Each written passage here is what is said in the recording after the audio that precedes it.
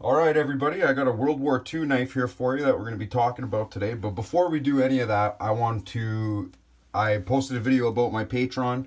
I made this video right after I did this. I'm not posting this video for a few days. This will be my Friday video. Uh, but within an hour of posting that Patreon video, actually within 15 minutes, Kilo Tango, one of my subscribers on there, I wanted to give him a shout out. He subscribed and he donated. So I just want to say thank you very much, Kilo Tango. That was very nice of you, very generous. And when I'm doing giveaways or things like that, you are the first in line and you will go down in history as the first ever patron. So it's very much appreciated. Thank you so much. That's so cool you went out and did that. You didn't have to do it, and I really appreciate that. So now with that being said, thank you very much. And anyone else wants to donate on my Patreon, there's a link in description. All my videos will have it, or you can just go to my about settings on my channel and it's in there. But so this is a World War II mess knife. Now, when you would have got this World War II mess knife, you would have been issued it was issued to you. Every soldier got one. Doesn't matter if you were fighting or not or in reserves. Everyone had this in their field kit basically. And it also would have came with a spoon and fork of matching handle. But this one here is from of the research I did on it. This one here would be from a 1938 to 19 just before 40. 1938 to 40, because they started using. These were originally aluminum handles, so this is an aluminum handle. And when they actually started going to war, because of the war effort to preserve on steel and things like that, these actually got changed to resin handles. So if you were already in the army, you had one of these ones, and then you went to war with this one. And if you were just joining the army at the time World War II broke out, they would have issued a resin handle one, and you would have went across overseas with a resin handle. Now, this knife is pretty cool, and you can notice right away its shape. It's shaped like this, big and flat, because they wanted you to be able to use it for cutting and chopping and spreading and doing all sorts of different things you need to do for cooking with a knife, and multi-tooling with a knife too. So they give you a pointed edge. You could still use it as a weapon if you had to. This is the all multi-purpose knife. I actually really like the blade, and I have to tell you, this feels great in the hand.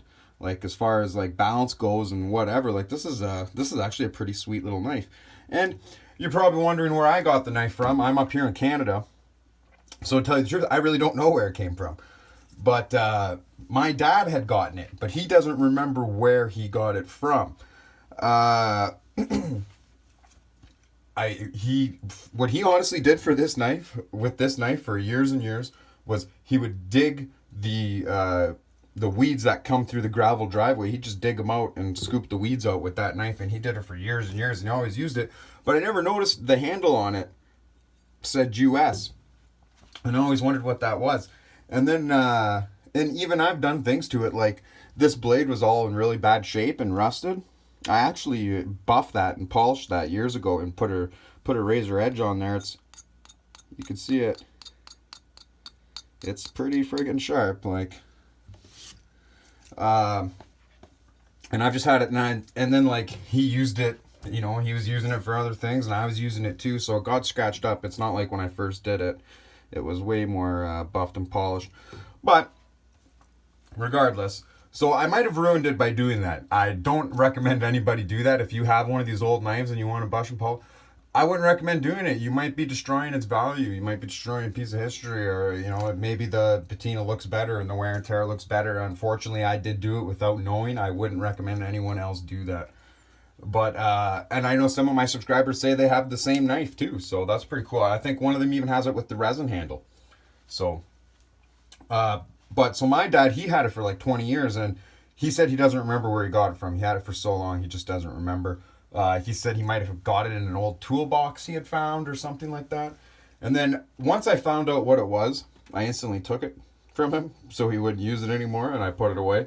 But I started Googling, and I started seeing there was knives that looked exactly like this knife, and then I started reading up more on it, and as I went deeper and deeper, I seen it.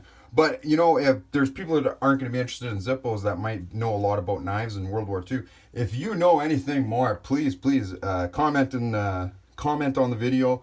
Let me know. I'd love to learn more about it even too, because I'm not too familiar with it. And I know a lot of you guys are probably on here like, oh, you know, I'm only here for Zippos or whatever, but like, I like antiques. So you're going to see a lot more antiques on my channel. You're going to see a lot more, because I want to show off some of my antique collections too, and some old things I got. And like I said, I'm going to be restoring things.